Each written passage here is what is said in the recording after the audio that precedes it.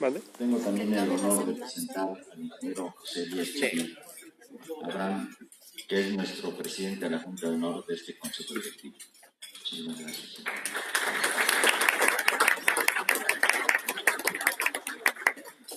Escuchemos el mensaje del ingeniero Martín Tinoco Jiménez, director general de Dreamland.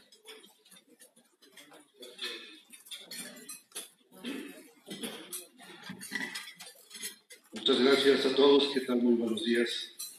Agradecemos mucho el favor de su atención esta mañana en este evento tan importante para nosotros y para el Estado de México, que consideramos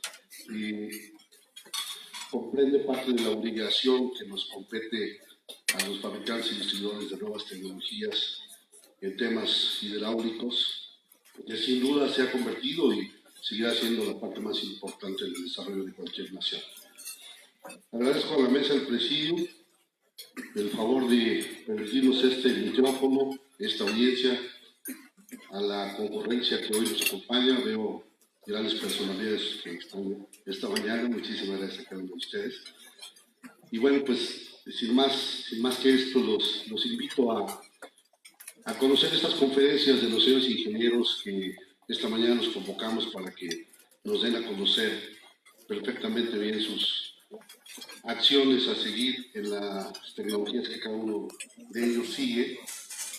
Me voy a permitir leer un poquito la semblanza de cada uno de ellos. El señor ingeniero Rafael Francisco Peñalosa Márquez, ingeniero metalúrgico, máster en administración y mercadotecnia, especialista en hidráulico de Saint-Gobain, una empresa con más de 320 años en el mercado. Actualmente es el gerente comercial de Saint-Gobain Canalización México y ha tenido otros cargos. Ha sido responsable técnico comercial para México y Centroamérica en Saint-Gobain, responsable de la delegación comercial sur-occidente en Cali, Colombia, jefe del departamento de asistencia técnica en Colombia, jefe de centrifugado y terminal de tubería en hierro dúctil, ingeniero de fusión altos hornos y gerente de producción en Colombia también. Tiene estudios realizados de maestría en administración y marketing en Guadalajara, México, así como otros títulos importantes. Asimismo, también presento al señor ingeniero Alejandro Ortiz del Valle, egresado de la Universidad Nacional Autónoma de México de la carrera de Ingeniería Civil.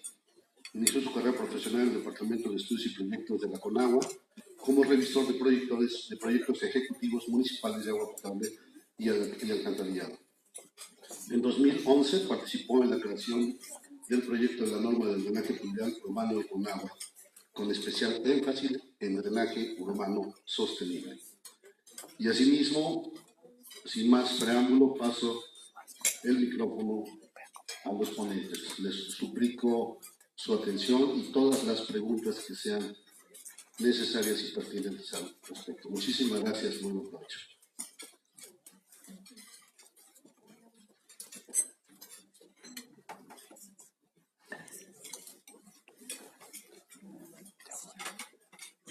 En primera instancia, tengo el gusto de presentar al ingeniero Alejandro Ortiz del Valle, gerente de productos en ADS mexicana de la línea Stone Tech, quien nos comentará y hablará sobre los sistemas de retención y captación de agua en nuestra primera conferencia. Adelante, ingeniero.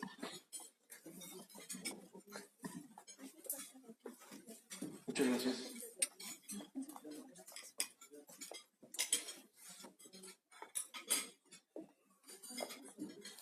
Pues listo, muchas gracias. Sin más preámbulo, vamos a empezar con la presentación. Vamos a enfocarla a drenaje urbano sostenible. La idea es un poco cambiar el paradigma de esta idea de que el agua pluvial, el drenaje urbano, se tiene que conducir necesariamente por tubo, descargarla a algún punto, algún cuerpo de agua o algún sistema de drenaje más complejo, y lo que queremos es mostrarles todas las posibilidades de drenaje urbano sostenible que pueden integrarse en un sistema de alcantarillado de orden municipal. Me gusta siempre empezar con conceptos básicos de hidrología urbana, es para poner en contexto cuáles son las características de un sistema de drenaje o de alcantarillado pluvial urbano, ¿no? que les pongo aquí es una capa vegetal inalterada, que puede ser un predio a desarrollar, puede ser un fraccionamiento, puede ser un predio donde se va a construir un centro comercial, etc. Entonces, la idea de este predio es que existe un balance hidráulico, existe un balance hídrico, es decir, hay dos conceptos que son la evapotranspiración y la infiltración, y se mantiene ese equilibrio, digamos, hídrico. ¿Qué pasa cuando desarrollamos? Estos dos conceptos se ven severamente afectados. Tenemos propiamente la parte de infiltración ya no existe, ¿no? Tenemos un cauce principal en este ejemplo que puede conducir 4, y en condiciones antes del desarrollo tenemos aquí dos aportaciones de 2 cada uno, ¿no? Cuando nosotros desarrollamos esta capa vegetal, esa agua que originalmente se infiltraba o se evapotranspiraba, tenemos esa descarga adicional hacia el cauce principal, y bueno, esto ocasiona tiempos de concentración mucho más reducidos. Esto quiere decir que el agua llega mucho más rápido al punto de descarga, y tenemos, esto se traduce en problemas de inundación aguas arriba y en todo el tema de desarrollo urbano, ¿no? Es lo que nos enseñaron en la escuela, a expandir la sección aguas abajo, ¿no? Si ese cauce que originalmente podía conducir 4 y ahora requiere o tiene una demanda de 6, bueno, ¿qué hacemos? Vamos a expandir esa sección hidráulica, vamos a recubrirla para mejorar su coeficiente de rugosidad. Generalmente estos proyectos son de alta inversión, ¿no? Son proyectos que también son de tiempos de ejecución muy largos. Generalmente se ubican en zonas urbanas densas, entonces es muy complicado llevarlos a cabo. Y quiero dejar estas 3 preguntas, ¿no?, en torno al manejo del agua pluvial en cuencas urbanas. ¿Ustedes creen que el Estado debe proveer de infraestructura para mitigar inundaciones?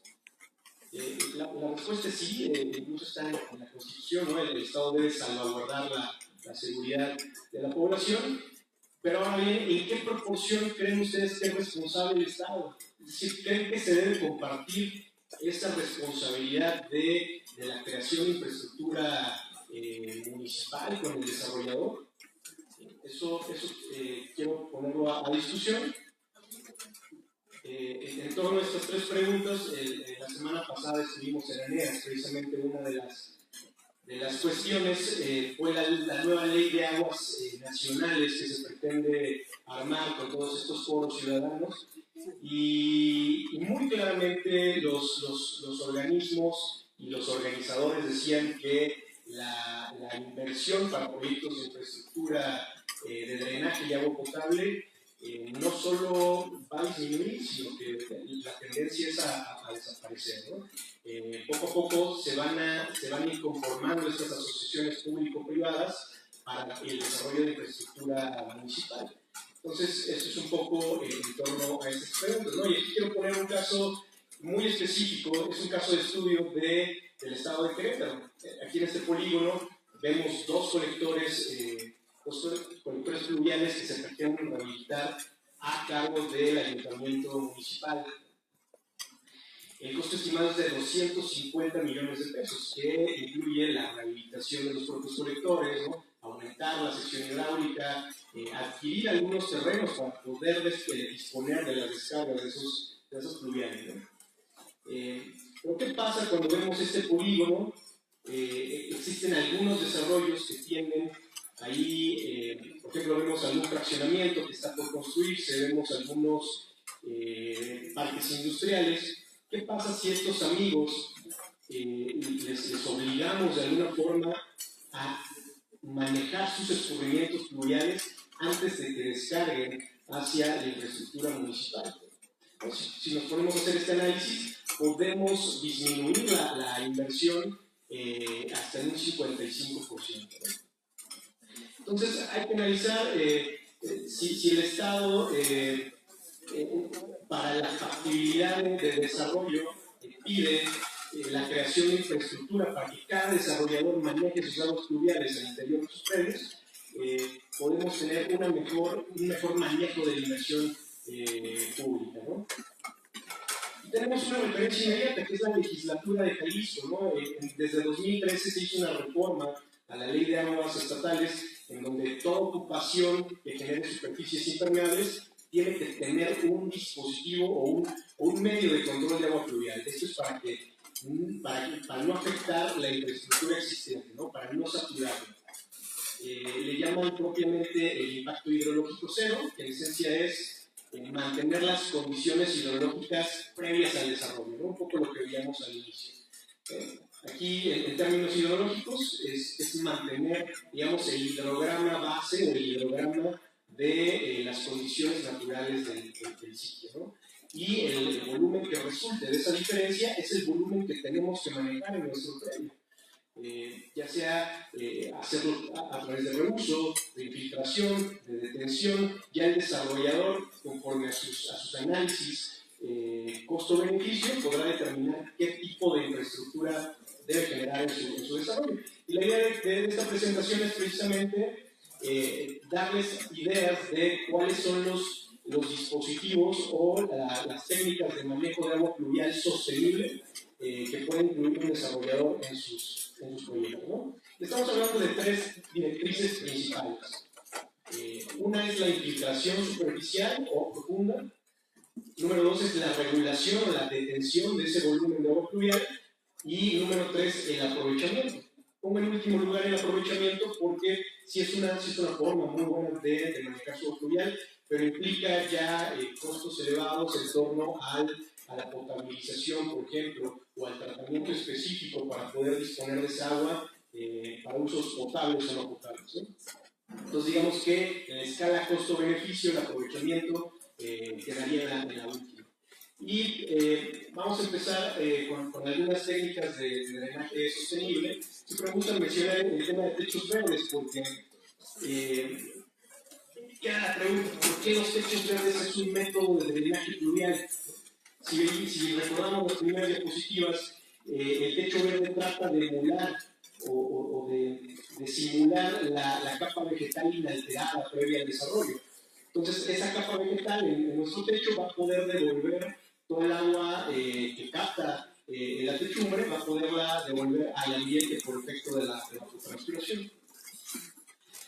Entonces, me gusta poner este ejemplo porque en muchas ciudades, el caso de la alcaldía de Nueva York, ellos ofrecen una reducción de impuestos de $4.5 por cada pie cuadrado de superficie de techo verde que el usuario implemente en sus edificios, ¿no? Y esto es con el propósito de que el usuario invierta en infraestructura y no la propia alcaldía, ¿no? Entonces, son ideas que me gusta presentar siempre cuando doy esta ponencia, por ejemplo, a ayuntamientos o a presidencias municipales. Concreto permeable, bueno, es otra alternativa. Este es un concreto que permite la infiltración hacia un tren ranurado. Este tren ranurado puede sacar de manera controlada el gasto pluvial hacia algún colector. Puede ser un colector que ya está saturado, ¿no? Un poco la desventaja del concreto permeable es que todavía no existe un concreto con suficiente resistencia estructural para poderlo poner debajo de una vialidad, por ejemplo, de tránsito pesado.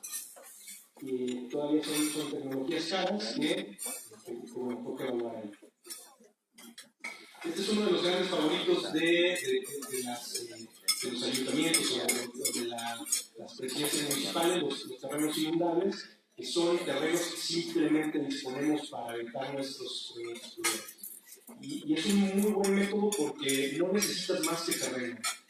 En zonas donde ya no tenemos terreno, obviamente eso no es posible. Hablamos de la Ciudad de México o en otras ciudades ya densamente urbanizadas, pero en ciudades donde todavía es posible disponer de algunos terrenos, a lo mejor camellones, este es un gran método, ¿no? La bioretención son sistemas de almacenamiento también temporal. Imaginemos unas pequeñas cisternas con el medio filtrante, con grava, con arena, pero que encima tenemos una capa vegetal. Estas pequeñas cisternas tienen una boca de tormentas, generalmente se ponen en las banquetas sobre vialidades, y la idea es retener el agua pluvial, producto del escurrimiento de las vialidades, y después devolver de manera controlada hacia el alcantarillado municipal. Su gran desventaja es que suelen ser de volúmenes pequeños, ¿no? Muchas veces calculamos gastos pico para zonas urbanas pues del orden de 4, 5, 10 metros cúbicos por segundo, y tendríamos que poner muchísimas de estas sistemas de bioretención para poder retener todo ese volumen y ese caudal, ¿no? Aquí llegamos un poco al tema de interés, que es las estructuras de detención y retención prefabricadas. Pongo aquí algunos ejemplos de las estructuras. En ADS Mexicana fabricamos las cámaras, estas amarillas que ven anaranjadas, son cámaras que tienen resistencia estructural para poderse colocar debajo de vialidades y estacionamientos, y lo que hacen es permitir la infiltración superficial. Más adelante vamos a ver algunos videos de su funcionamiento, pero también existen otras estructuras prefabricadas para retener temporalmente el agua y el lluvia.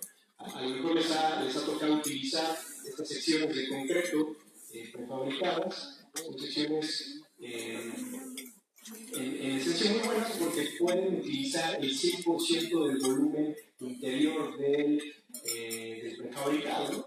Un poco la desventaja, al igual, por ejemplo, que los manifolds de tubería de acero o de polietileno, es que son muy pesadas. Son estructuras muy pesadas que para poder colocarlas en una zanja requerimos a veces grúas de 20 o 30 toneladas, ¿no? Entonces, si nosotros estamos haciendo una obra en alguna vialidad principal o pensemos en un patio de maniobras de algún parque industrial, pues perdemos mucho tiempo de operación y de movilidad en la zona. También tenemos ahí los manifolds de tubería de acero galvanizado. Es un acero que generalmente va ranurado para también permitir la infiltración de agua pluvial, ¿no? El problema con el acero es la corrosión, ¿no? La corrosión, si nosotros no tenemos un buen manejo de ese material durante la manipulación, la descarga, podemos fisurar el recubrimiento galvanizado. Entonces, al recibir el agua pluvial y estar infiltrando el acuífero, si ese tubo tiene una fisura, probablemente tenga corrosión, y es agua que eventualmente se irá al acuífero. Entonces tenemos que cuidar mucho la calidad del agua. El tema de la tubería y de las cámaras de infiltración, bueno, son materiales plásticos, son químicamente inertes, y en ese sentido pues no reaccionan, digamos, químicamente con algún contaminante del suelo o propiamente del arrastre del agua pluvial. Entonces son muy prácticos y ambientalmente son mejores materiales para poder manejar el agua de lluvia. Estos dispositivos de detención se pueden no combinar con la infiltración superficial o profunda, ¿no?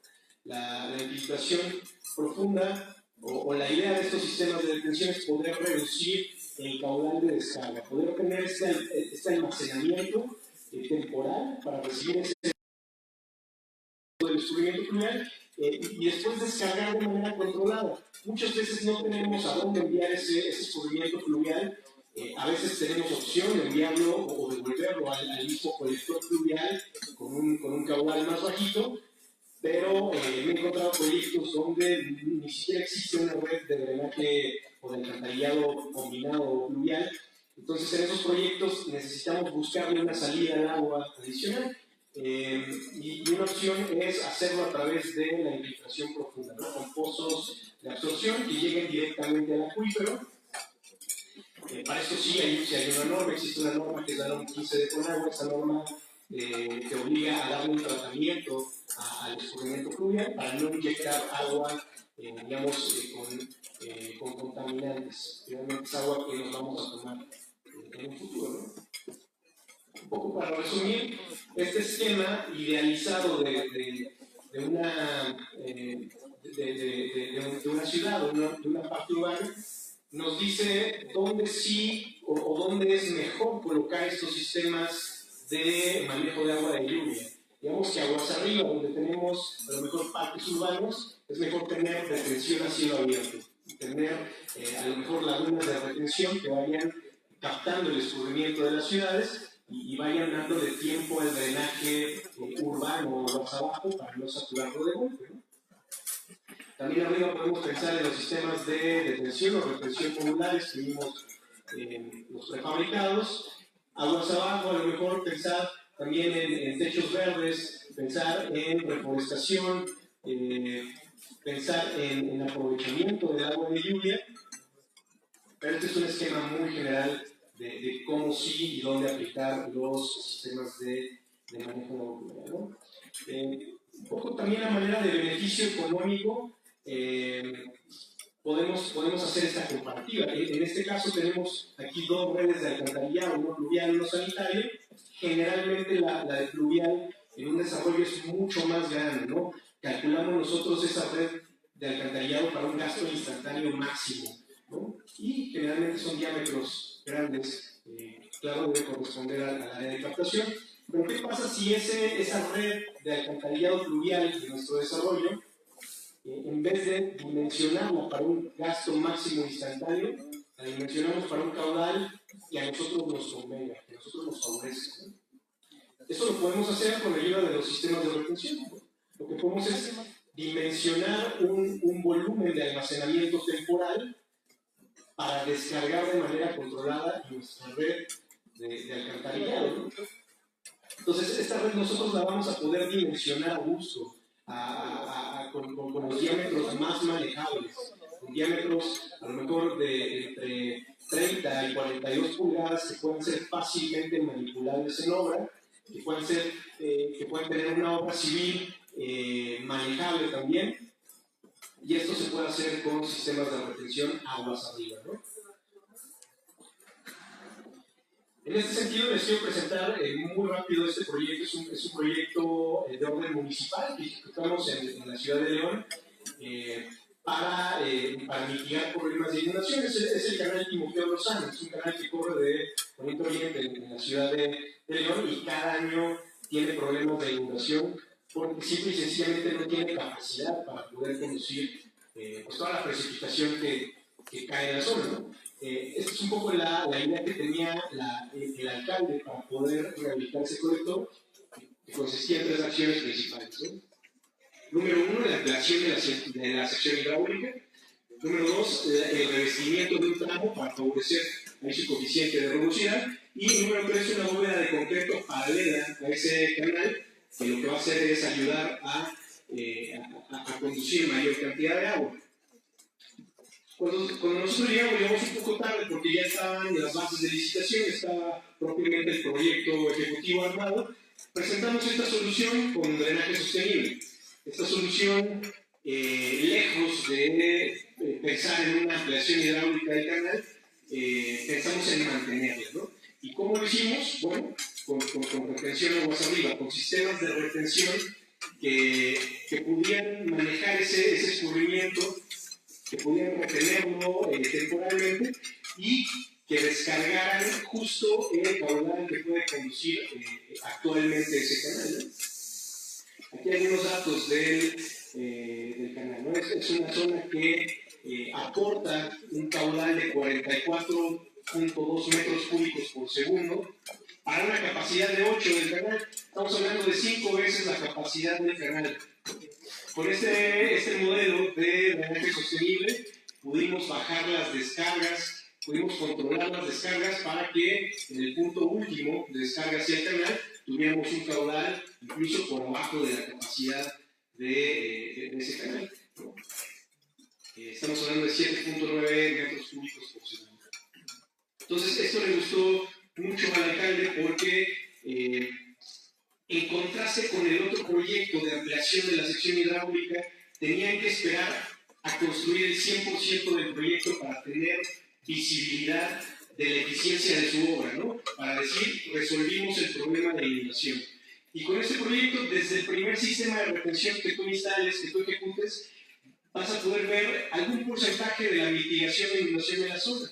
Entonces son proyectos modulares que se pueden ir instalando a lo largo de un plan de ejecución anual, que vas a ir viendo la resolución de tu problema de inundación, ¿no? Este es el concepto de la solución. Tenemos un conector principal que ya está construido, es un colector que existe.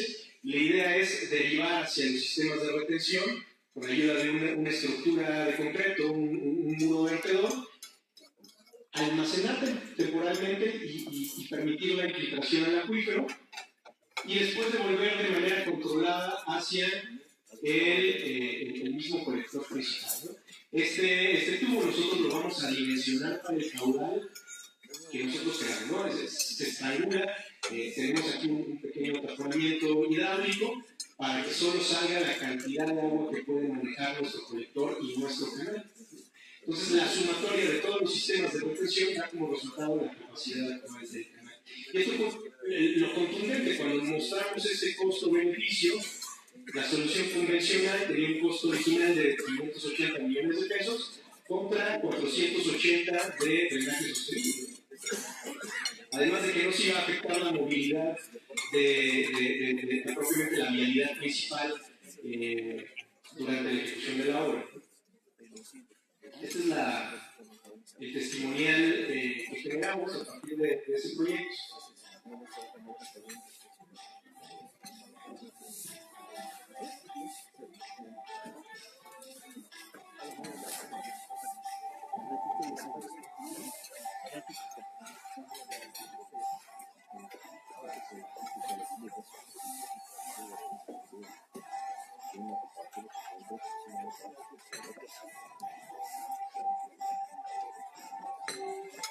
El procedimiento constructivo es sencillo. El primer punto es poner un geosintético, un geotextil, para poder tener esa separación entre el material granular. Es una cama de grava que ponemos como cimentación del sistema, y después ponemos las cámaras. Propiamente son cámaras que son diferentes modelos, pero estas en particular tienen un peralte de unos 50 metros, y después se rellena completamente de grava. La grava nos va a ayudar también a retener agua, ¿no? La grava tiene una relación de vacíos que nos permite también guardar cierta cantidad de agua en el sistema de retención. Y después se cubre con el mismo geotextil para impedir que los pinos de la estructura del pavimento migren, ¿no? hacia... Y el concepto es esto, ¿no? Tenemos un colector principal, este colector tiene un caudal, pero ese caudal, si nosotros lo derivamos para almacenarlo, infiltrarlo y devolver otra vez, pero ya de manera controlada y con un caudal mucho menor.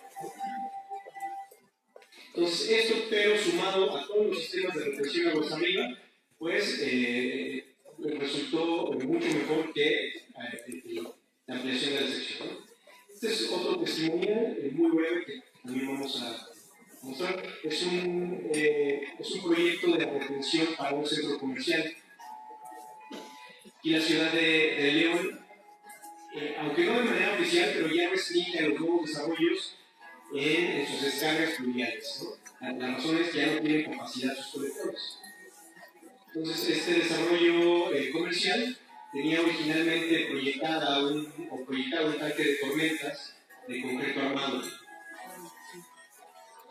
El concreto armado, a diferencia de este sistema, les aventaba el programa de obra 2 o 3 meses más de lo que hicieron con la ejecución con ayuda de este material. Es un material que por su fácil manejo, aquí ven que entre dos personas colocan una cámara, ¿no? El sistema de uniones es simplemente un machimbrado.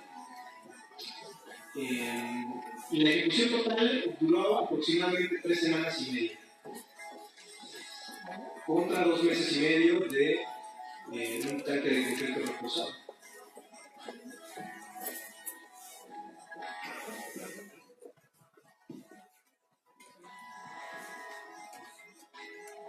Estos cortos de inspección los utilizamos para medir la cantidad de asolve que vaya reteniendo el sistema de retención. ¿No? Porque el escurrimiento pues arrastra con basura, con gases, aceites de los estacionamientos, y nosotros tenemos que tener un control de los contaminantes dentro del mismo sistema de retención.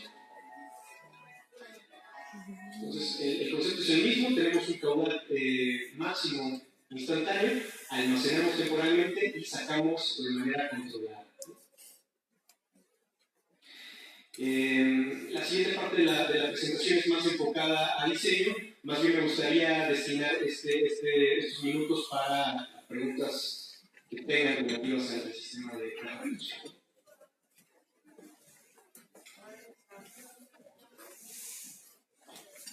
Sí.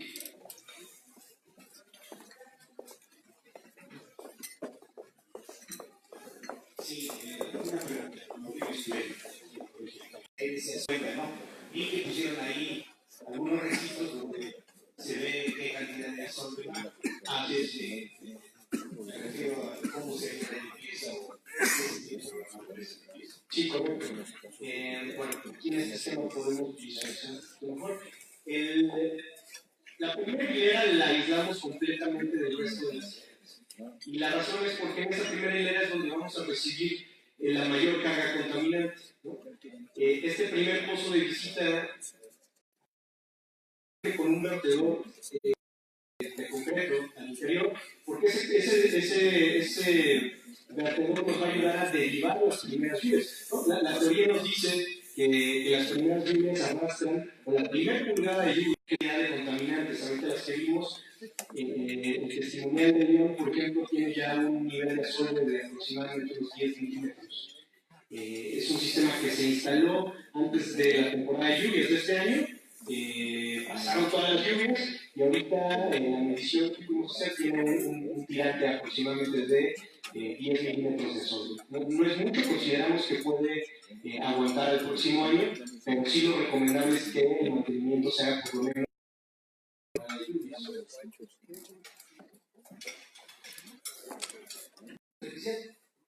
No nos damos cuenta, sí, como es mucho la ventana de juego, pero no te dicen lo que pasa en estos días. El juego ahí, y ya tienen concesión que no participaron en el proceso o. Pero yo me conozco esa idea completa. Por ejemplo, si se realiza un tipo de. Por ejemplo, uno dice que en lugar de ser el de hacerlo abierto, revestimiento de concreto, entonces, con ese tipo de material. ¿Han considerado el mantenimiento? O sea, porque siempre hacerlo abierto, el de concreto, cuando lo vemos el proyecto normal de hacerlo abierto, de 100 millones estamos haciendo unos rounds, pero ¿qué tanto se gasta? Porque también al municipio, aunque se quede cargado con esa obra, le dejan ahí un aparato de mantenimiento que muchas veces no lo pueden pagar. No tienen para pagarlo ese personal y entonces cualquier avance de ese tipo se queda obsoleto. Sí, de acuerdo con usted. El tema de mantenimiento es muy importante, pero es importante en cualquier tipo de obra, ¿no? No solo en este tipo de obras, si es un sistema de alcantarillado convencional, también requiere mantenimiento. En este caso, lo que platicamos hace un momento, no sé si me puedes ayudar ahí con Escape, y tengo una carpeta donde tienen los videos de mantenimiento.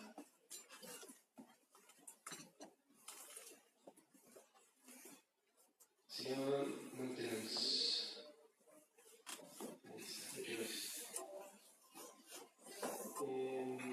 Lo que platicamos hace ratito viene ya resumido en esta animación. El mantenimiento se hace con el retiro de asolve y es con ayuda de un equipo de bombarderos o de camión tipo Bacto, ¿no? Platicamos que la primera hilera está completamente aislada de las demás. Esta primera hilera nosotros le ponemos un geotextil tejido, que es el que evita que se socave la grava, el encamado de grava de cimentación, cuando nosotros metemos el agua a presión para poder retirar el asolve. Aquí estamos viendo un proceso de descubrimiento con contaminantes.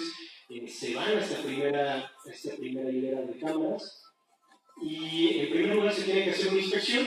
Aquí en la animación lo ponen con una videoinspección, no necesariamente tiene que ser así. Bueno, por eso nosotros ponemos los puertos de inspección que van en el lomo de la cámara, salen hacia la superficie con un tubo de 6 pulgadas y se puede ir midiendo la cantidad de sol de la cámara. Y el segundo punto es aflojar todo ese sedimento que va quedando en el fondo de la cama. Se mete en una especie de carrito que se va jalando ya con el agua a presión. Una vez que se queda la solve en ese proceso de visita de entrada, podemos extraerlo por ayuda de la bomba de sonido, ¿no? Del camión Bactor. Más o menos el procedimiento. Un camión Bactor o tipo Bactor que cobra por evento, yo me recuerdo del orden de unos 3,000 pesos, por acá los expertos me podrán corregir, pero no es muy caro el mantenimiento. Recuerdo que al día te cobra entre 9 y 10 mil pesos y todo el día te puede desasolvar a lo mejor unos 3 o 4 sistemas de estos. Entonces, digamos que el mantenimiento no es caro, es igual que en cualquier sistema de alcantarillado. A lo mejor en el canal sí es un poco más caro porque hay que hacer el dragado de toda la sección longitudinal. Hay que ser muy puntual para que no le crezca vegetación, no vaya perdiendo su coeficiente de rugosidad. Entonces, quizá el mantenimiento en un canal revestido sí sea un poquito más costoso. Sí. Bueno, Luis Carlos Díez, este sistema de retención de sistemas urbanos de drenaje sostenible actualmente me parece que no están normados. Es decir, no sé cómo se aprobaría un proyecto reduciendo los diámetros de las tuberías si estaría fuera de norma. Sin embargo, es muy importante. Por otro lado, para el diseño de estos sistemas, luego no hay información pluviométrica, pluviográfica, mejor dicho.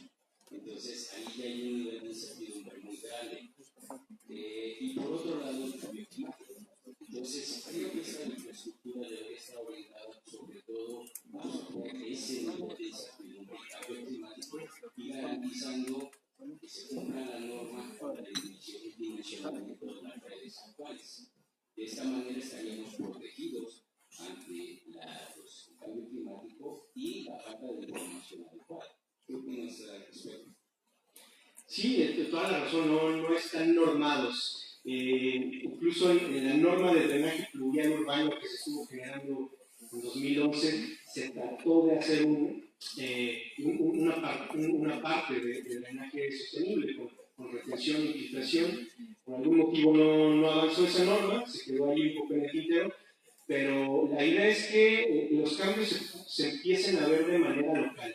Nosotros hemos estado trabajando con muchos organismos operadores, los que vieron ahorita Zapal en León, ya están mudando todo su criterio de dimensionamiento de sus redes para favorecer sistemas de retención. Sí están considerando la disminución de diámetros por efecto del almacenamiento temporal. No en todos los casos aplica porque hay muchos parámetros que intervienen. Si el suelo es permeable, podemos favorecer una infiltración mucho más acelerada. Si tenemos infraestructura de alcantarillado cercana o cuerpos de agua, etcétera, hay muchos factores que van interviniendo.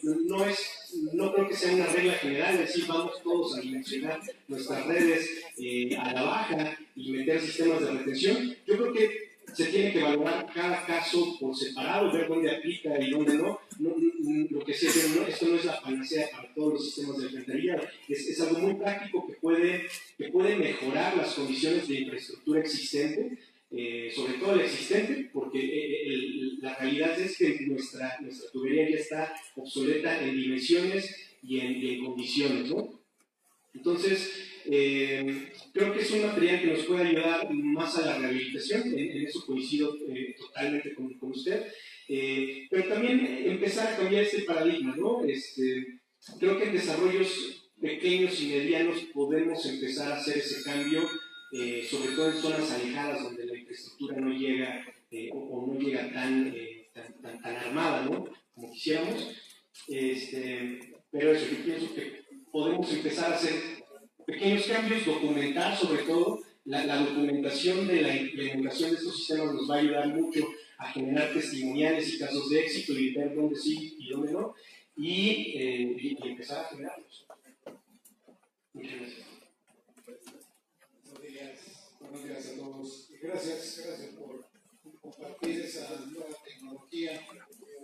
Sin embargo, efectivamente ya nos ganó ahí las preguntas de algunos compañeros encaminado efectivamente debe de estar dirigido bajo una norma, para su aplicación. Lo otro, considero que debe de haber suelos, efectivamente, donde se debe de aplicar con mayor eficiencia ese tipo de método. ¿Por qué? Pues porque puede haber contaminaciones. Y mi pregunta, la otra, que sería, por ahí, no sé si ustedes hagan la misma retención, y qué tiempo se requiere para esta retención, porque hay tipos de aguas, las negras domésticas y las negras industriales. Sin embargo, estas características, bueno, la normatividad para descargarlas en cualquier vertiente es necesario también estar normado ciertas características. En concreto, los asesores municipales, asesores industriales, pero hace falta la calidad, cantidad, por ejemplo, de las aguas industriales. Yo no sé si tengan algún es el mismo tratamiento que se les da para el momento de la retención y filtrarlas, porque sí, yo considero que eso tiene consecuencias. Sí, claro. Para efectos de agua sanitaria, definitivamente no recomendamos estos sistemas de retención. Sí existen los humedales a cielo abierto, pero también existe una norma, que es la norma 14 de Conagua, que te regula las concentraciones máximas de contaminantes para poder infiltrar esa agua. Es un agua prácticamente potable que tiene que estar alineada con el NOM 3 más o menos, más o menos, ¿no? en contaminantes. Pero sí, nos han pedido mucho el sistema para drenaje combinado, y ahí sí creo yo es muy delicado porque tenemos que proyectar también métodos de potabilización o de tratamiento mucho más fino del agua servida, ¿no? Entonces, en principio estamos enfocándonos 100% a drenaje fluvial, a alcantarillado fluvial. Cuando hay condiciones de drenaje combinado, en ese momento decimos no, pero no dudo que en un futuro podamos tener ya un tren de tratamiento para poder favorecer la infiltración de agua tratada. Entonces, sí, eso muchas gracias.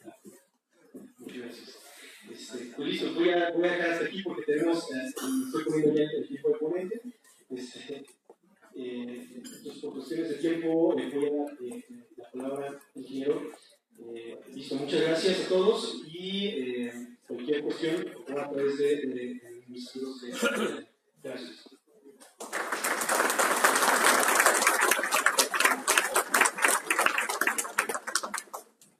Muchísimas gracias, señor Alejandro Ruiz. Queremos agradecer la presencia también de medios de comunicación de Milenio, Sol de Toluca y Diario Puntual, que se encuentran con nosotros. Muchísimas gracias.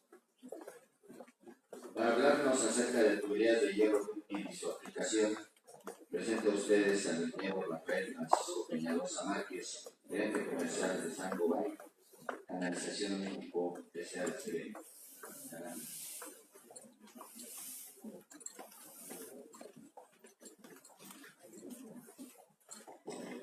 Bueno, muchas gracias por la oportunidad que nos brindan para presentarles dentro de las tecnologías lo que es la tubería de hierro dúctil y real más que mostrar el producto como tal, ver un tema que nos compete mucho como ingenieros al momento de diseñar, que es por qué seleccionamos un determinado material buscando la satisfacción propia de los diseños.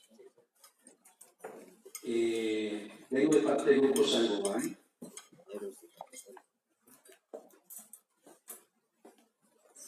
Y una vez, Grupo Sangobay, el cual es técnico y económico para Drainline. Eso nos permite a nosotros acercarnos a cada uno de ustedes y ver el soporte económico y técnico que ofrece el Grupo Sangobay a Drainline al tener una participación en el mercado de más de 67 años, con diferentes actividades que algunos reconocerán en sus estados, como son los vidrios para el sector automotriz, con plantas en Cuautla, Euroveder aquí en Querétaro, tenemos en Reynosa lo que son los abrasivos, Gibson en San Luis, donde fabricamos los yesos, los plafones, y Betrotes allá en Tlaxcala. Esa presencia de Saint-Gobain a través de los años nos ha permitido acercarnos a ustedes con la tecnología de hierro útil para las conducciones de agua potable, saneamiento, riego y en el sector minero que estamos ingresando recientemente. Pero más que mostrar el producto, yo quiero compartir con ustedes el cómo generar sistemas de acueductos que sean confiables, durables, con una tendencia al cero mantenimiento. Y hay parte del diseño y la selección del material una vez se establezcan las necesidades en una región.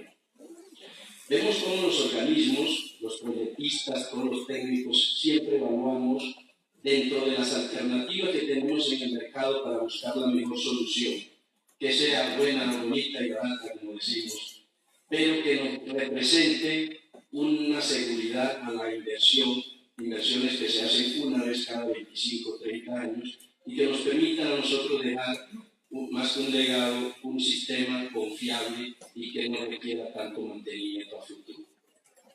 Cada vez que vamos a intentar buscar las fuentes se van agotando, la fuente de agua cada vez son más escasas, los costos de mantenimiento siempre van a depender de todas las soluciones técnicas que nosotros como ingenieros encontremos y los materiales que disponemos en el medio.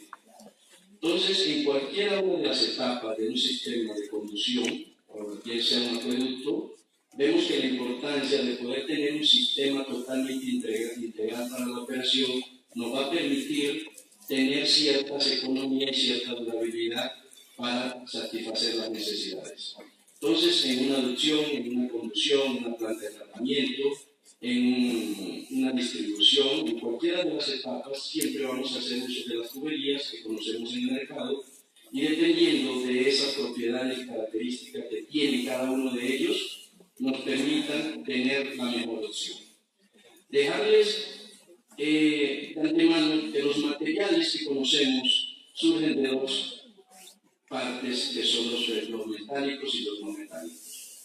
Dentro de los materiales metálicos encontramos los derivados del hierro, que son los aceros y las fundiciones. Estas fundiciones, que pueden ser grises, blancas, atruchadas y demás, existe lo que es la fundición de hierro útil, el motivo y complemento de esta presentación.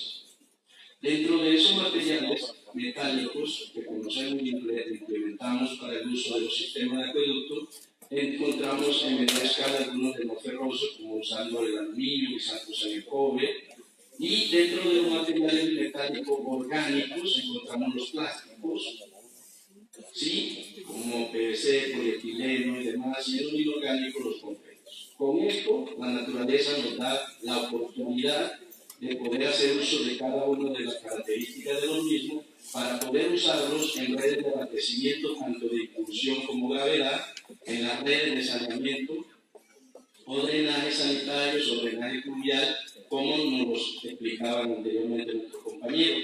Todos estos materiales, dependiendo de sus características, podemos hacer uso de ellos y implementarlos de la mejor manera y más eficiente. Entonces, redes contra incendios, distrito de riego, uso de industriales, nos van a permitir que tengamos los criterios prácticos para poder establecer un diseño adecuado a la inversión que estamos estableciendo y a las necesidades propias del proyecto. Para eso siempre vamos a buscar la seguridad. Y la seguridad se logra con los productos cuando buscamos el óptimo para satisfacer los materiales y las variables que ofrecen y que requieren satisfacer en un diseño. Por eso, todos los materiales son muy buenos, pero dependiendo del uso, la manera en que los podemos implementar y de acuerdo a las necesidades propias del diseño, van a ser más eficientes o menos eficientes y más seguros a la inversión. Entonces tenemos que fijarnos materiales que se resistan a la presión interior, a las cargas exteriores, si vemos desde el punto de vista de instalación, facilidades de montaje, dependiendo de su tipo de juntas, y que sean realmente durables a través de la vida útil del proyecto y que nos den algo más. Entre esos, que sean resistentes a la corrosividad de los suelos y la agresividad de las aguas que estamos encontrando en cada una de las zonas de México. Esto viene ligado directamente a la resistencia que tienen todos los materiales para resistir determinada presión.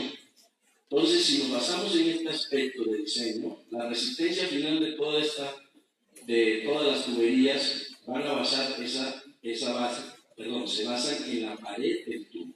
Entonces, función de los espesores de pared y función de la variación de la combinación de materiales es lo que nos permite conocer los famosos RD, la relación de diámetros exteriores, para poder satisfacer algunas necesidades de presión. Esto para aplicar coeficientes de seguridad de acuerdo a las características de cada material y para ver la resistencia a las cargas exteriores en este aspecto de interacción sobre el tubo nos permite clasificar los diferentes tipos de tuberías que tenemos en el mercado.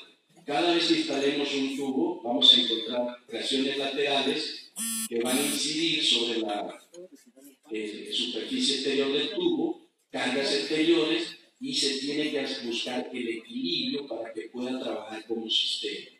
Al tener esta situación, nos encontramos con los materiales que se comportan como rígidos y que conocemos en el mercado, bien sea el asfaltocemento, tubería de concreto. Estos materiales, la seguridad siempre va a depender del encamado o la cama que le debemos implementar. ¿Por qué? Porque al momento de someterse a un esfuerzo de tensión y de carga, esas tensiones no se van solo a la parte lateral, sino que lo recibe la base y es ahí donde generalmente tienden a fallar. Por eso cuando tenemos una tubería instalada de estas características, le quitamos esa costillada alrededor del tubo y el sistema es muy frágil y puede fallar dado su envejecimiento, y es lo que sucede prácticamente cuando estamos haciendo reposición de redes. Tenemos varias ventajas, o le podríamos llamar fortalezas de este tipo de tuberías, y algunos que lo llamaríamos como inconvenientes. No vamos a cuestionar cada uno de estos aspectos, solo se lo traigo a nivel informativo, y cada uno de estos aspectos nos van a dar idea para poder seleccionar el material adecuado. Entonces, materiales rígidos pueden tener buena homogeneidad y alta resistencia, muy favorable a las incrustaciones calcáreas, resistentes al fuego, pero también podemos ver algunos inconvenientes como son su fragilidad, susceptible a riesgo de fisuras ante cargas, no tienen una ductilidad y por eso pueden presentar ciertas falencias. Dentro del segundo grupo de tuberías que tenemos a nuestra disposición son los materiales de un comportamiento flexible. Y hacen parte de aquí los plásticos, PVC, polietileno y curiosamente también la tubería metálica del acero. El acero también tiene este comportamiento. Al momento que sometemos esfuerzo de carga y tensión sobre el material, la concentración de fuerza en las paredes laterales necesita el acostillado alrededor del tubo y el apisonado para que se equilibre y trabaje como sistema. Al poder lograr equilibrarlo, vamos a incurrir en costos adicionales, material seleccionado, ancho de zanja, altura de cobertura, aspectos que como ingenieros vemos que nos pueden equilibrar el techo financiero que estemos haciendo en la realización del proyecto. Materiales flexibles con este comportamiento, como ven, la fisura puede ser en la parte lateral al momento de someterse a un esquema de tensión y esfuerzo, y va a haber posibilidad de fallo. También tienen ciertas fortalezas, pero al igual como todo material, también sus inconvenientes, el cual evaluamos y vemos que tuberías de estas, que son muy resistentes a la corrosión y ataques químicos, como alta resistencia a la tensión, fácil de instalar, también pueden presentarse algunos inconvenientes del bajo módulo elástico, o sea, la rigidez diametral, que la capacidad que tiene el material de dejarse deformar sin que se presente rotura, aspectos de temperatura. Entonces, todas las variables que podamos ir encontrando dentro de las características propias de la zona donde se va a hacer la instalación de la tubería, vamos a tener estos aspectos en cuenta para seleccionar un adecuado material. Materiales flexibles con muy buenas ventajas, favorables dependiendo del uso, ¿sí? Pero tenemos una diversidad de RDEs, tuberías que realmente tienen baja pérdida de carga, resistentes a la corrosión, resistencia mecánica, en fin, características que a su vez también podemos manejarles algunas falencias que nos vaya a permitir ver otro aspecto que no vaya a interferir en el diseño, como puede ser bajo coeficiente de seguridad, sensible a la valorización, incrustaciones calcáreas, entre otras. Bueno, teniendo todo esto, viene lo que es el acero. La tubería acero, a pesar de ser un material metálico, también al obtenerse a través de altos hornos, procesos de oxidorreducción de minerales, tenemos varias opciones en el mercado. Tuberías soldadas, tuberías sin soldadura, ¿sí? Con helicoidales, sin costura, estos materiales que también hacen parte de la clasificación de tuberías flexibles, necesitan ciertas protecciones adicionales dependiendo de los diámetros. Cada tubo debería tener su protección por revestimiento. Diámetros grandes, en algunos casos, le implementamos la protección catódica y hacemos uso de estas características. ¿Con qué ventajas e inconvenientes podemos encontrarle? Muchas facilidades de hacer palería, nos trabajamos muy a menudo este material y también requieren personal calificado para ser instalado, necesita soldadura, necesita cordón de soldadura, análisis de radiografía sobre los mismos, nos va a dar la oportunidad de mirar hacia también materiales que tienen un comportamiento diferente, como es el que vamos a explicar un poco más a fondo, que es la tubería de hierro dúctil.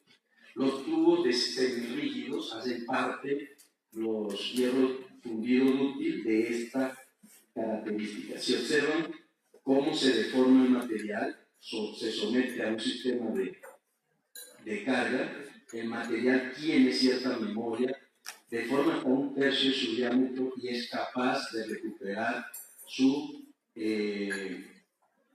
dimensiones. Ahí vemos que es la rigidez diametral de este material y su comportamiento es óptimo para trabajar con un sistema semirrígido donde no requiere ni acostillado ni cama para poder trabajar como sistema.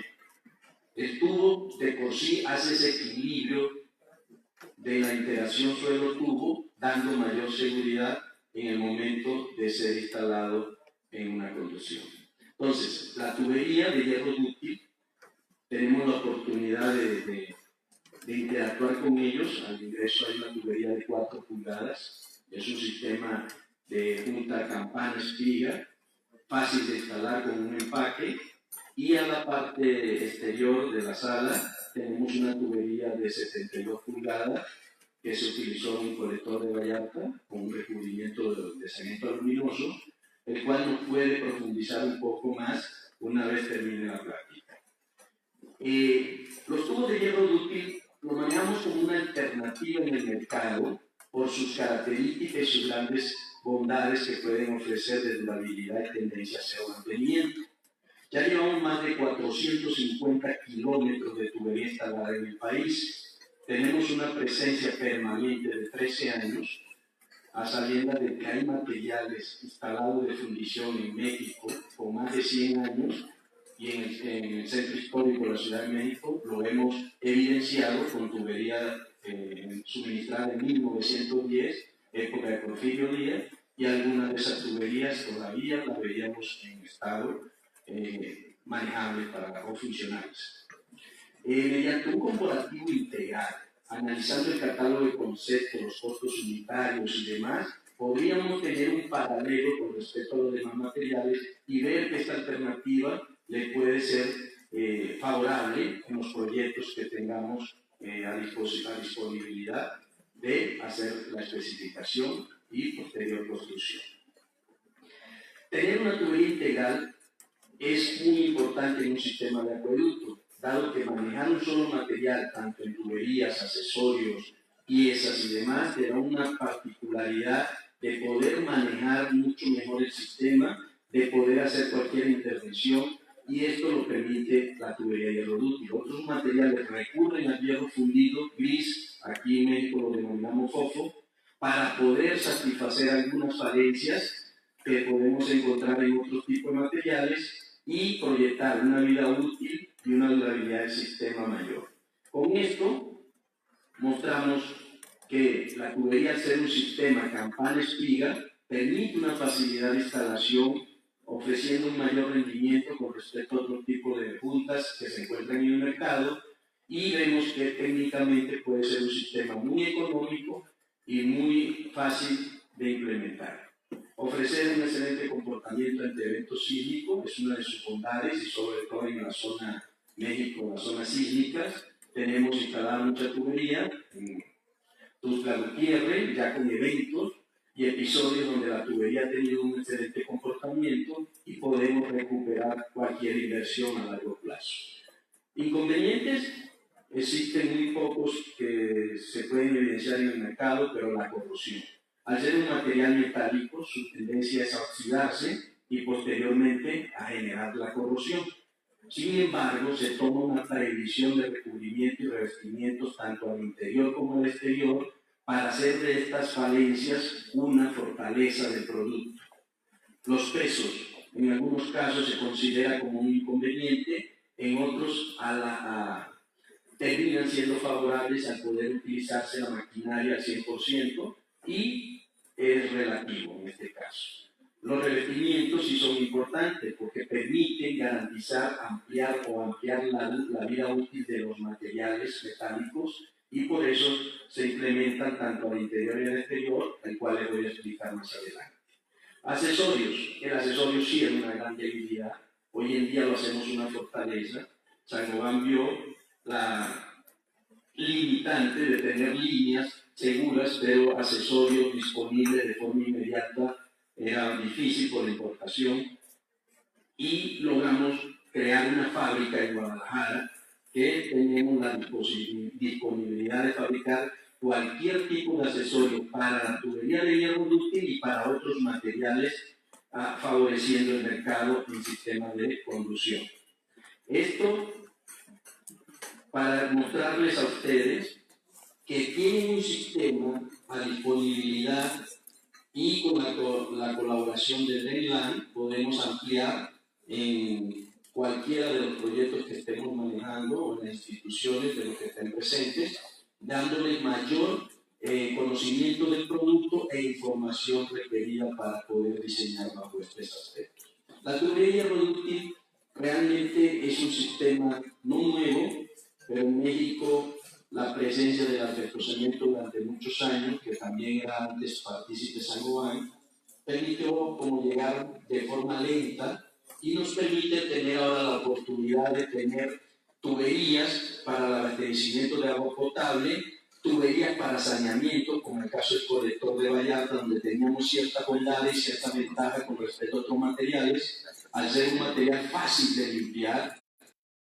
Entrar un bocax y hacer totalmente la limpieza, no necesitar cualquier material metálico que no vaya a dañar el revestimiento interior, y poder trabajar con niveles freáticos y con una precisión en cuanto a los niveles que le estaban requiriendo en el colector de Vallarta. Esto se amplió a 72 pulgadas el colector, y ahora estamos instalando 3.500 metros adicionales en tubería de 48. Esto aprovechando la protección interior y la protección exterior de los productos para garantizar durabilidad. Tenemos disponibilidad también para el sector minero. Anteriormente, la dificultad de poder controlar en los relaves y demás elementos que pudieran ocasionar incrustaciones y una abrasión agresiva en los materiales, como en el acero y otros que se utilizan en estas áreas, nos permitió modificar las campanas, hacer un doble empaque en EPDM y garantizar la durabilidad y evitar las incrustaciones dentro del mismo, haciéndolo óptimo para la durabilidad en el sector minero. Tenemos una tubería de la misma en sus características para redes contra incendio y también para el sector de sistemas de riego. Todas estas tuberías vienen con una certificación, escuchaba el compañero si están certificadas. Efectivamente, estas tuberías hicimos alrededor de 2009 la norma mexicana, la NMX de 504, que rige este material. Este material surge de lo que conocemos como el hierro fofo. Realmente es la modificación del mismo en la cual eliminamos la fragilidad existente del hierro fofo y lo transformamos en elasticidad o ductilidad mediante un proceso de nodulación. En la fundición gris, la forma del carbono, la pueden observar, es láminas de grafito que al momento del operario dar un golpe a la pieza o apretar un tornillo, se unen entre sí esas láminas y se produce la fractura de la pieza. No permite ni un 2% de formación en material cuando ya tiende a fallar. Es donde recurrimos a los grandes espesores de pared y eso implica un aumento de peso en los mismos. Entonces, haciendo un proceso de nodulización, simplemente con una temperatura de 1480 grados, agregar magnesio con una combinación de miga silicio, vemos cómo se produce en este momento una reacción y permite que ese carbono presente migre hacia un mismo origen, dando la forma de nódulos o esferoides. Por eso este material lo conocen como hierro nodular, por los nódulos que está formando en este momento al cambiar la forma del carbono y cambiar de por sí la resistencia o la fragilidad que traen los hierros gris o fofo y transformarlos en hierro gris. Este proceso lo aprovechamos para poder hacer las tuberías bajo un proceso de centrifugación y usar ese mismo material para la fabricación de piezas. Así nacen los tubos y las piezas que son garantizadas para los proyectos en los cuales podemos tener mayor exigencia de presión o condiciones de diseños que otros materiales no puedan suplir. Entonces, ¿cómo se hace la tubería?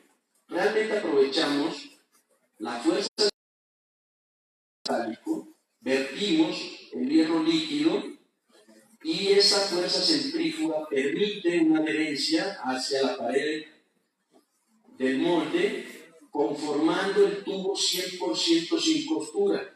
Obsérvese que forma la campana, el cuerpo y la espiga, teniendo una longitud mínima de 6 metros útiles, grandes diámetros mayores a 48 pulgadas, la longitud es mayor, son 8.17 metros, como el que pueden observar en la parte exterior de la sala. Luego que se produce esa centrifugación en el tubo, generan ciertas tensiones que las tenemos que aliviar en modo de tratamiento, aplicando un recocido, y es donde realmente este material llega a alcanzar una ductilidad mayor del 10%. No supera un acero, pero equilibra de mejor forma la resistencia mecánica y la elongación para poder ofrecerle a ustedes un producto capaz de deformarse, de mayor rigidez diametral, como observan, de tener un esfuerzo de tensión y poder repartir los esfuerzos en el área que están observando y trabajar de manera acompasada con el mortero de cemento que lleva en la parte interior. Muchos se preguntan, ¿debe caerse el mortero? Si fuese un área corta, una sección como la que vimos al inicio en deformación, sí debe caerse el cemento. Pero en este momento, trabajando bajo un esquema de una área considerable de 6 metros, los esfuerzos se distribuyen entre sí y maneja de forma equilibrada. Adicional, el coeficiente de dilatación térmica del mortero es similar al de la fundición dúctil. Y en ese momento, cada pequeño alargamiento o contracción son equilibradas entre los dos materiales. Esa es la explicación de por qué no se desprende un mortero tan fácil de la fundición. Y sí, se tendría que desprender de un acero o otro material metálico. Luego, esas propiedades que adquieren, a ver, vimos aquí,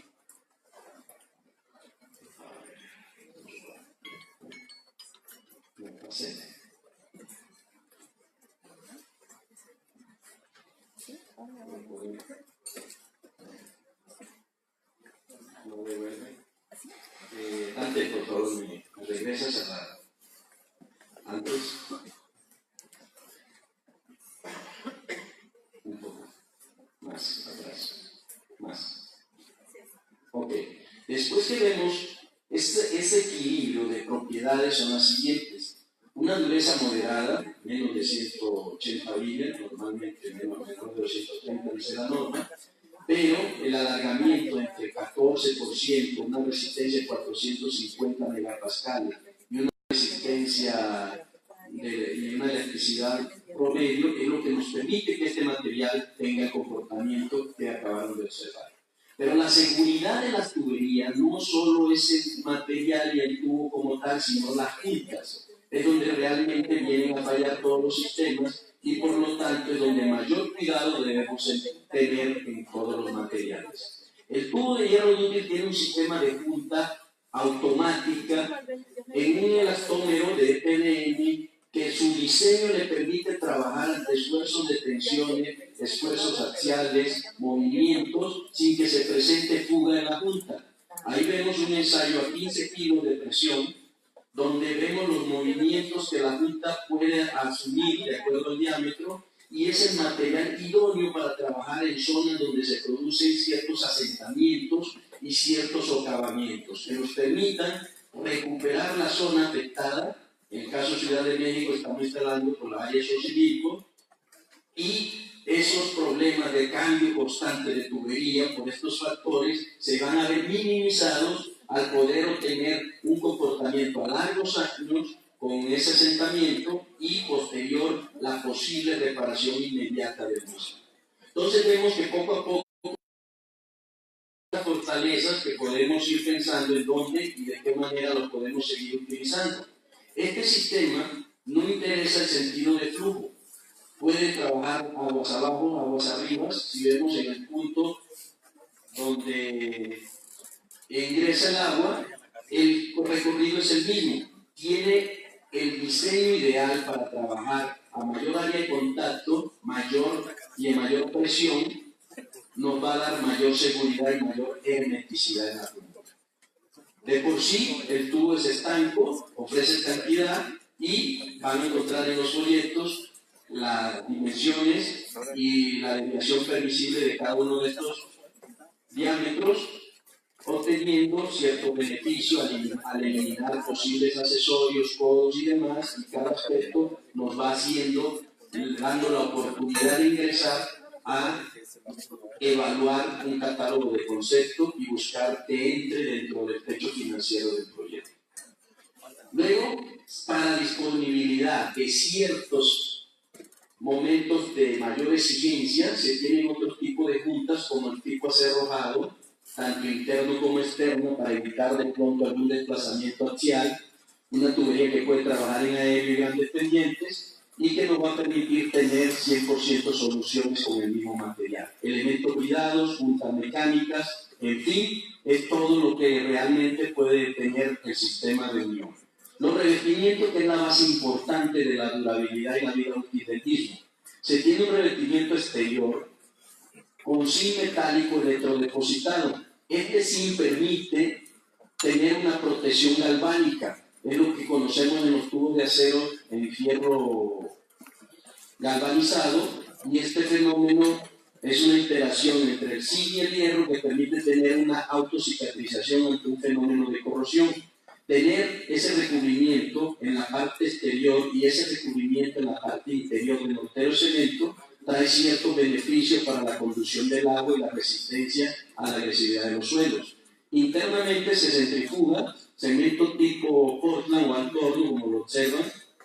En el caso del colector se cambia por un cemento tipo aluminoso, y en la parte exterior se recubre ese zinc metálico con una pintura bituminosa que va a permitir proteger un poco ante los movimientos y arrastres de la tubería el zinc metálico que está depositado. Las tuberías traen su campana, cuerpo y espiga identificada con 2 líneas que nos va a garantizar que no hay una equivocación en obra en la instalación, al ser una instalación fácil y sencilla, en la cual están visualizando, es simplemente el colocar un empaque que debe garantizar un envejecimiento mayor a 70 años y tener las características de desviación angular permisible.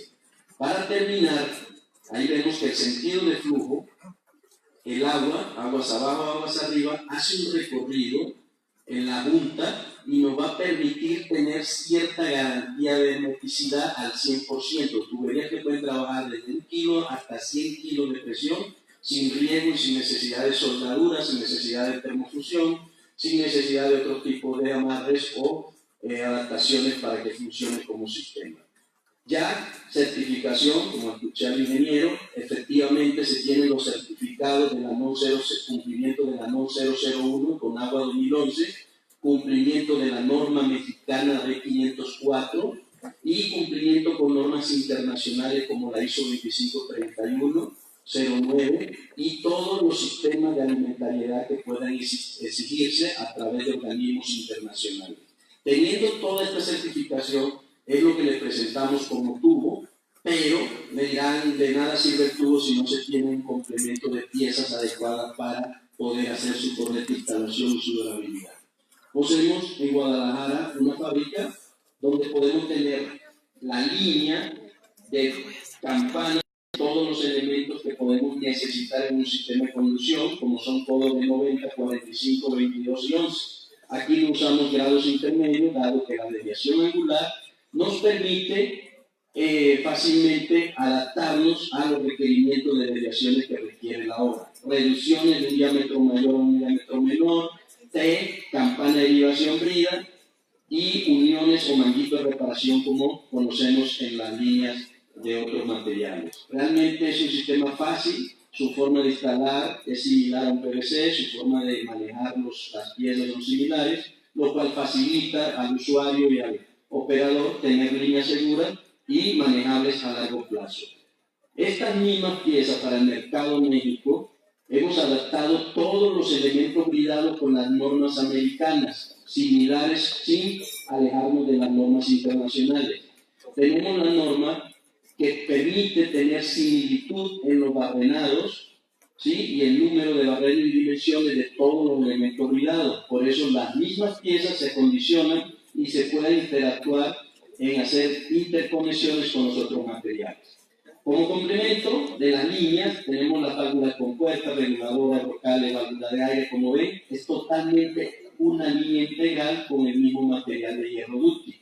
Y para los usuarios o los operadores básicamente, donde les interesa ver cómo se interviene, cómo es una reparación, es muy sencillo. 2 espigas se pueden unir con una Dresser, con una G-Bolt, con uniones universales, solo que hay que saber seleccionar el material de acuerdo a la presión y a las exigencias del sistema en que estén trabajando. Por ejemplo, aquí tenemos 3 uniones, la de arriba trabajaría hasta 16 kilos sin ningún problema, la intermedia trabaja hasta 25 kilos y estas pueden trabajar hasta 100 kilos. Entonces también hay que seleccionar las piezas adecuadas para tener mayor seguridad en la línea. Luego, para hacer intervenciones, se tienen diferentes alternativas para elementos de conexiones bridadas contra cualquier material, asbestosamiento polietileno o PVC, que podamos hacer la integración. Elementos bridados, una gama completa de adaptadores también con las mismas características, algunas para determinadas presiones, las cuales trabajan con mayor o menor seguridad. Como está un poco de tiempo, es un poco acelerado el tema, pero quedo a disposición para cualquier pregunta adicional o complemento sobre el mismo. Por lo tanto, muchas gracias y esa es una conclusión que espero que compartamos todos. Muchas gracias.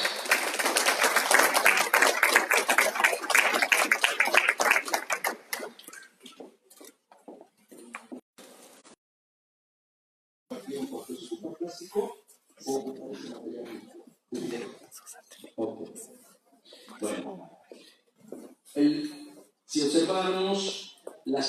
características del material y su punta, de inmediato te puedes decir que no necesita protección catódica. La protección catódica se utiliza mucho en los aceros por las corrientes que migran en el suelo y que puede hacer una corrosión acelerada durante toda la línea. La tubería de hierro dúctil tiene una discontinuidad en las campanas.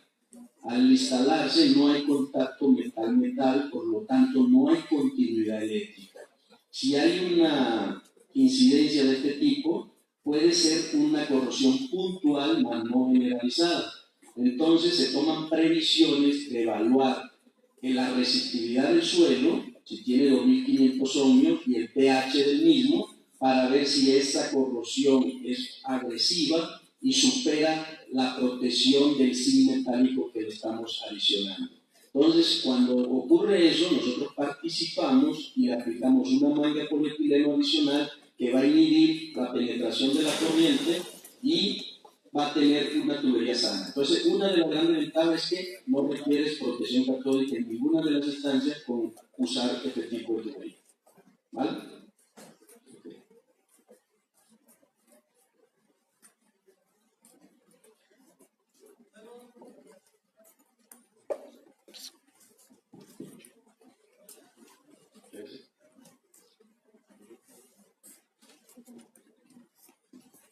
Bueno, quedó muy bien explicado o no me hice entender, pero cualquier inquietud de verdad, con mucho gusto la estamos resolviendo. Perdón un poco que afané un poco la presentación por el límite de tiempo, pero estamos a disponibilidad de ampliar a través de la visualización del tubo que está aquí presente y quedamos a disposición de todos ustedes. De todas formas, muchas gracias.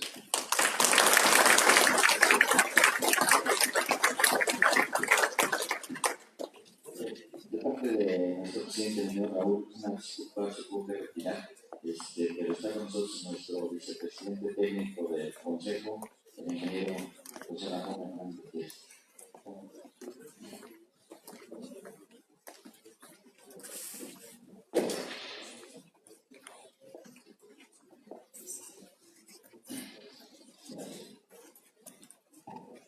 Bueno, para concluir, le voy a solicitar con todo respeto al ingeniero José Ramón Hernández Díaz, vicepresidente técnico de este colegio, haga la entrega de los reconocimientos a nuestros conferencistas.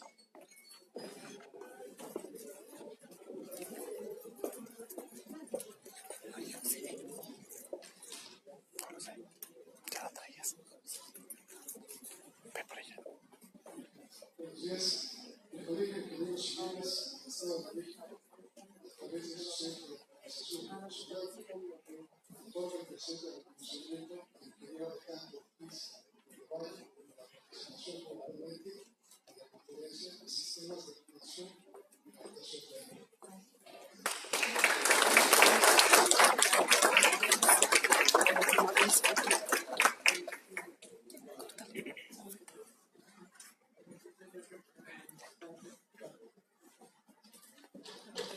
También se le otorga el presente reconocimiento al ingeniero Rafael Francisco Mendoza Márquez de la Comisión. Muchas gracias.